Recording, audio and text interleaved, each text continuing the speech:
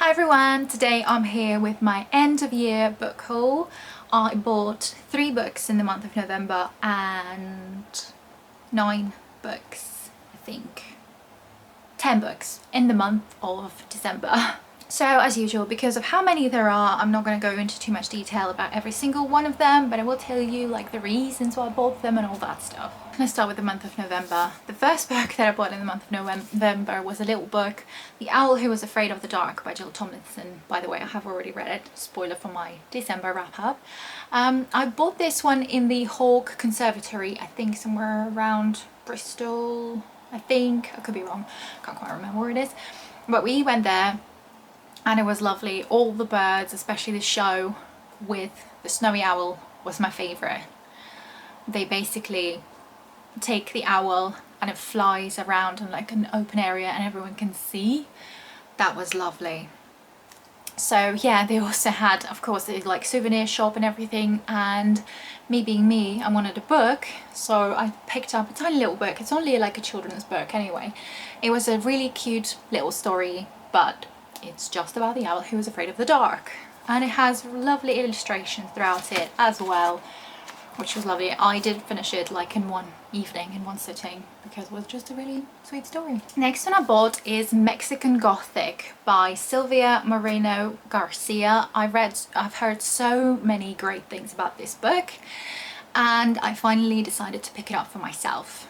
From what I remember, this book is about this main character who gets a letter from her newly married cousin, but something seems a bit off, so she goes to their house to investigate.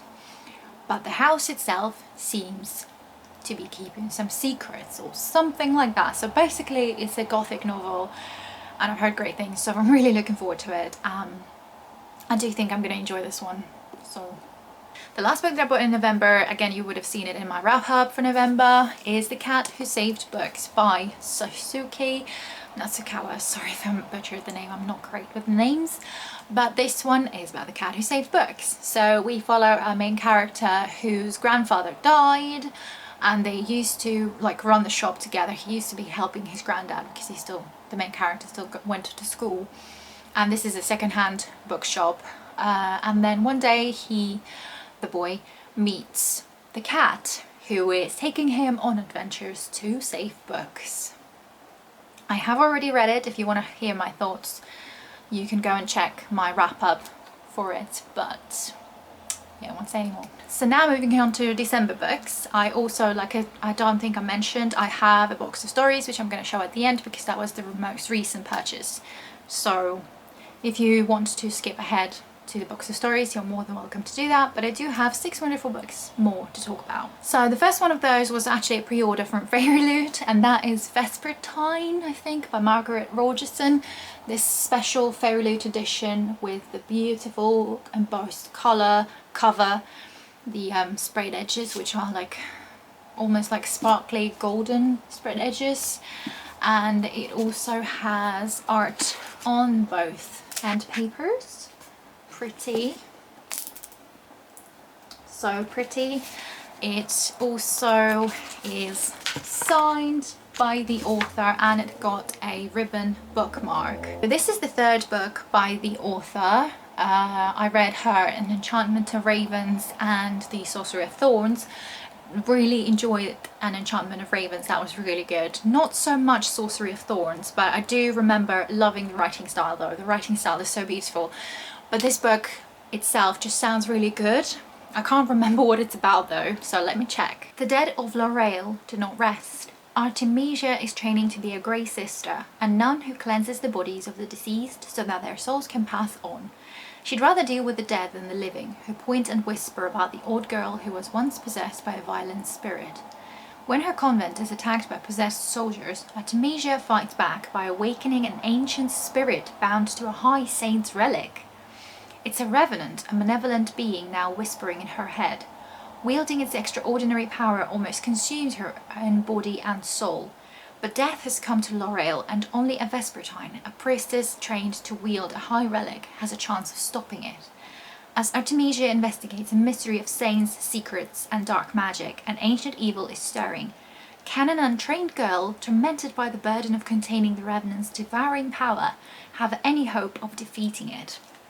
It sounds really good, and I do enjoy stories that deal with like resurrecting people or like spirits of the dead and stuff like that. It really interests me, and hopefully combining with the beautiful writing style that the author had in previous books, hopefully I'm gonna absolutely enjoy this book. Hence why I pre-ordered the beautiful copy from Fairy Loot, because I don't like the other covers of different editions that are out there. This is the prettiest one, so I've got it. One day my husband and I went to Bath to have a look at different Christmas presents for different people, and of course we went to Waterstones. I can't ever pass a bookshop when we're there, so I ended up with 3 different books from there. So we've got one middle grade novel, which is Maggie Blue and the Dark World by Anna Goodall, I don't know. I've never seen this book before. I've never ever seen anyone talk about it. I've never seen it literally anywhere, but the cover is pretty, and also I'd say a little bit unusual as well. Really like the cover.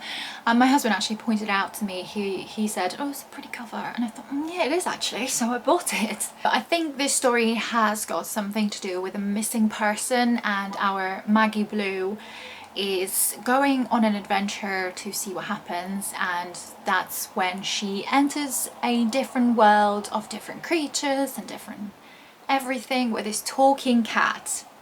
Sounds amazing. Love stories about talking cats, obviously, so I'm hoping I'm gonna really enjoy it. Yeah. Next one is Good Girl Bad Blood by Holly Jackson, which is the sequel to The Good Girl's Guide to Murder, which I read last year or the year before, and I really enjoyed that one. I've always been interested in the sequel, but for some reason never actually bought it. So now I actually made an effort and bought the book, because the first book was really good. I don't want to tell you what the second one is about because it's a sequel, so I don't really know myself what the second one is pretty much about. But in the first one we follow this girl Pip, who is a high school student. She is doing a project in which she's investigating basically a closed case that wasn't solved of a murder that happened in her town. And with that she was uncovering different things and bringing danger to herself by doing all of that.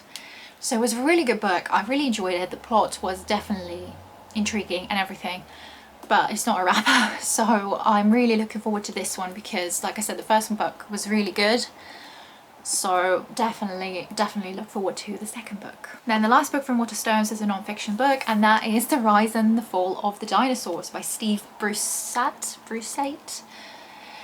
Sorry with the names again, but I love dinosaurs, and I feel like also I've never seen a book that sort of tells you about their lives rather than just types of dinosaurs, because I've read a couple of books of types of dinosaurs, but I've never read like a full history of dinosaurs, so I think it would be really interesting.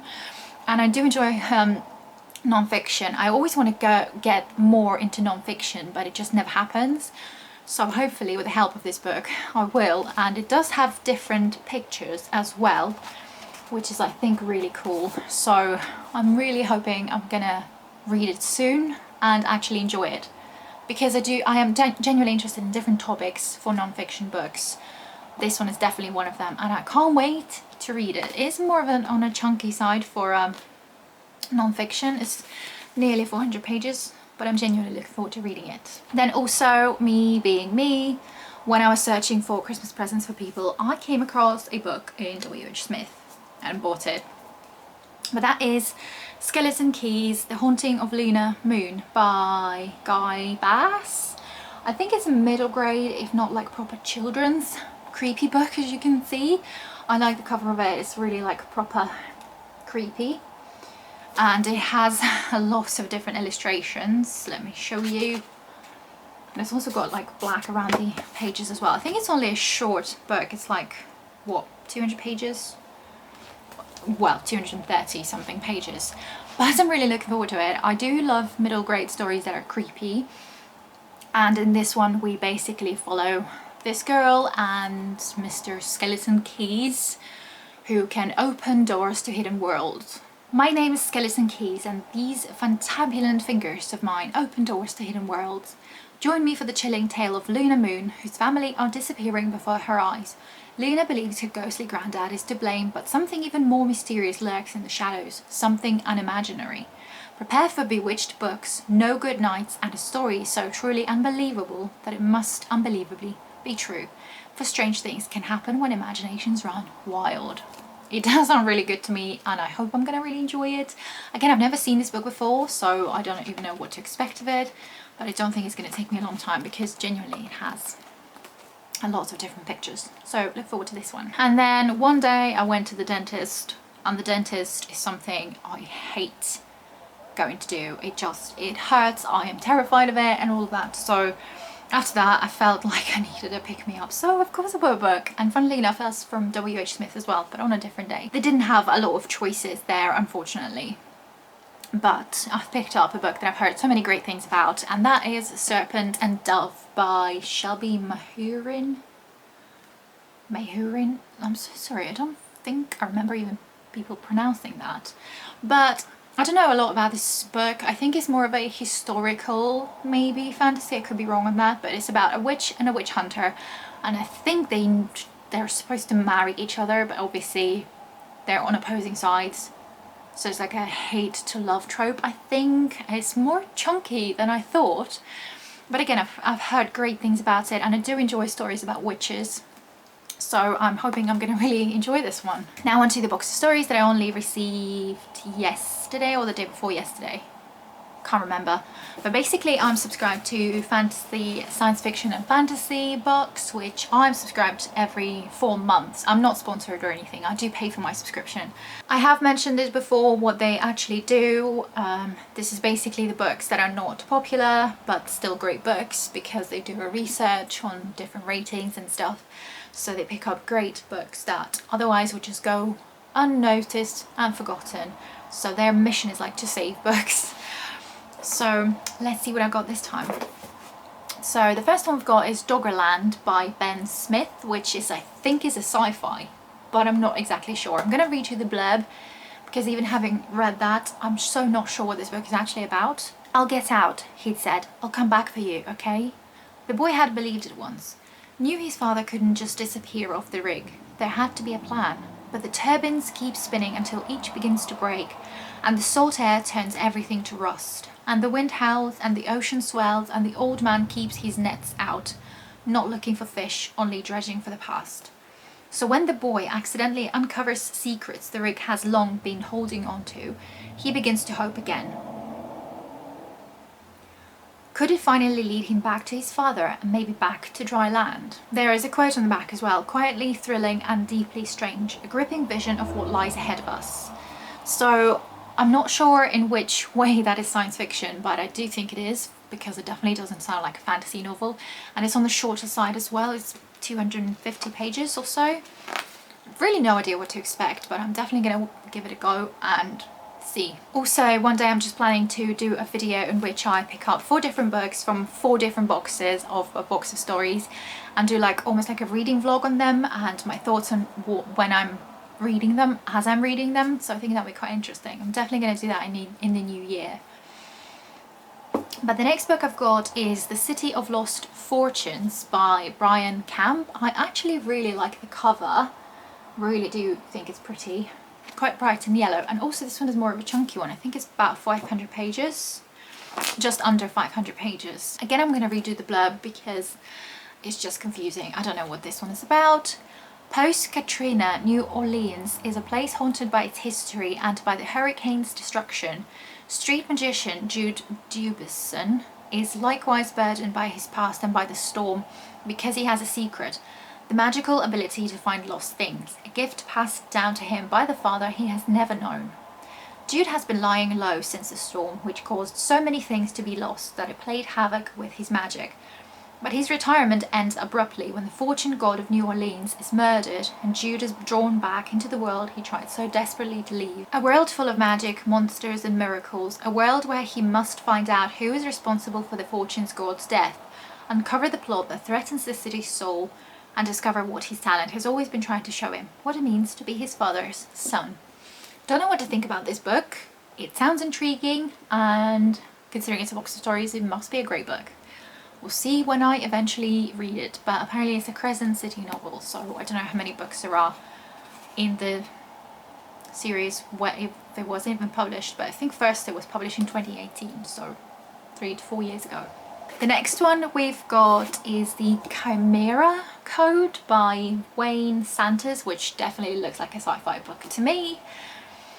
I'm gonna read you the blurb. Everything's for hire, even magic. If you need something done, Cloak's one of the best. A mercenary with some unusual talents and an attitude to match. But when she's hired by a virtual construct to destroy the other copies of himself, and the down payment is a new magical skill, she knows the job is going to be a league harder than anything she's ever done. So it might be sci-fi fantasy, because considering they mention magic in there. Again, I have no idea what to expect. I've never heard of either of these books that I've just shown you, so I am excited. And it says magic, hacking, action. No idea what to expect, but one day I will get to this book. And then the last book from the box of stories is An Oath of Dogs by Wendy and Wagner, which looks like a sci-fi novel. And again, having read the blurb, it confused me and I'm not sure what to expect. There is something out there. Kate Standish has been on the forest world of Fusion less than a week, and she's already pretty sure her new company murdered her boss. But the little town of mill workers and farmers is more worried about eco-terrorism and a series of attacks by the bizarre, sentient dogs of this planet than a death most people would like to believe is an accident. That is, until Kate's investigation uncovers a conspiracy which threatens them all. Sounds a little bit bizarre, but also quite interesting. I'm intrigued. I'm definitely intrigued. So yeah, and what I do love about this box of stories is that it's always the books that are unusual. I've never heard of them before. I think from all of these 4, I'm most intrigued by An Oath of Dogs, because, I don't know, it just sounds bizarre but good at the same time. And I do think I'm intrigued by The City of Lost Fortunes as well. So yeah, that's my end of year book haul. I definitely don't expect to get any more books unless I get some for Christmas tomorrow, which I doubt. But if I do, then I'll deal with it afterwards, but I just don't think I will get any more books. Hello! Here I am telling you about 3 more books that I bought just before the end of the month. So today's the 29th, and my camera also might die, so I'm gonna hurry up. So basically, I went today to town to just pick up some fabric softener. That doesn't really matter. But I also went to a bookshop because I had some money for Christmas and I thought I'd spend that in a bookshop. So I bought 2 books.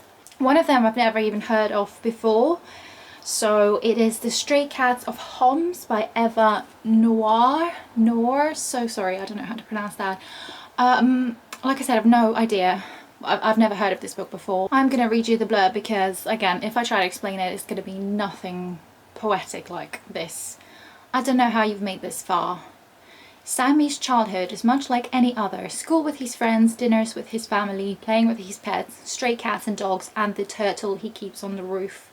But with Syria at war with itself, nothing is really normal, and Sammy's hopes for a better future are about to be ripped away. Inspired by extraordinary true events, The Stray Cats of Homs is the breathtaking story of a young man who will do anything to keep the dream of home alive. And also what I did today, because it was quite warm today, it was 14 degrees for the 29th of December, which is quite warm, obviously. So I went to the park and sat and read the first chapter from this book. And I must admit, I'm intrigued. Definitely intrigued, and I do think this is the kind of book that I will enjoy because it sounds like it's going to be something like heartbreaking and heartwarming, which I do enjoy, and it involves animals. Hopefully won't involve too many animals' deaths because I'm not great with that. I just cry like a baby when it happens. But there is a little cat there as well, and apparently it's perfect for fans of The Beekeeper of Aleppo. I never read that book, so I don't really know, but this one just piqued my interest when I saw that, and I thought it'd be something that I'm gonna enjoy, so I might even carry on reading this one today, even though I've got so many books that I kind of started and haven't carried on with, but that doesn't really matter. And the second one that I picked from the bookshop is also Julia and the Shark by Kieran Millwood Hargrave. I have heard great things about this book. I don't know a lot about it. I just know that There's this main character who is a girl who is either about to lose her mum or nearly lost her mum or something, and it's something to do with a shark as well. I literally no idea. Is that like a fantasy? I have no idea. I know it's a children's book and I've heard fantastic things about it. I didn't really want to pick it up because I read The Girl of Ink and Stars by this author and didn't particularly enjoy it. I found it too weird, but the writing style was beautiful. And also recently I read The Haunting Season, which is a short story collection, and one of her short stories was in there as well, and I thought again the writing style was beautiful. So I've decided that I'm not just gonna give up on the author just yet. I'm gonna give this book a go, and also it's just like a masterpiece of a book. Everything about it is really pretty, and inside as well, like the end pages and throughout the whole book, it also has different illustrations, and these pages are like transparent. I've never quite, I think, seen a book like this before, so there are plenty of different illustrations with again transparent pages. So I am looking forward to even like the experience of reading this book, so hopefully I'll enjoy this one, and hopefully this author will kind of redeem herself in my eyes. Not that it really matters to anybody, especially her, but oh well. And the last book is this one, Shadowborn Academy Year 2. This one is the sequel to Shadowborn Academy Year 1, which I read just recently. I read it within 2 days. I had really mixed feelings on the book, but for some reason after finishing it I was thinking, do I want to carry on with it, with the series? And then the next day I just thought, yep, I do. I was too curious, and it was so like refreshing to me. So I picked it up, but it is like a dark fae academy. Also, what I didn't know going into the first book, that it is apparently a reversed harem, I just don't know how to pronounce that word, and that's not something I knew about before going into the book. So when I was reading it, and there was obviously multiple love interests, which to me I was literally rolling my eyes thinking, how is that even a thing? But now knowing that it's basically what it is, I'm much more ready to read something like that, and I'm actually genuinely looking forward to book 2. I can't wait, to the point I was waiting for this Amazon driver today all day to start this book, but then I haven't. I went to the shop and then got 2 more books and then started one of them. So I don't know how logical that is, but that's what I've done anyway. But I think I'm gonna definitely read this one today maybe, but we'll see. Anyway, now that is the end of my book haul, the end of year book haul. I don't think I'm gonna buy any more books, hopefully not, because that would be just ridiculous. I won't be filming any more clips, but I think that should be it. So yeah, let me know if you read any of the books that I've mentioned and what you thought of them, and also if you like this video, please like and subscribe if you haven't already, and I'll see you in the next video. Thank you for watching, bye!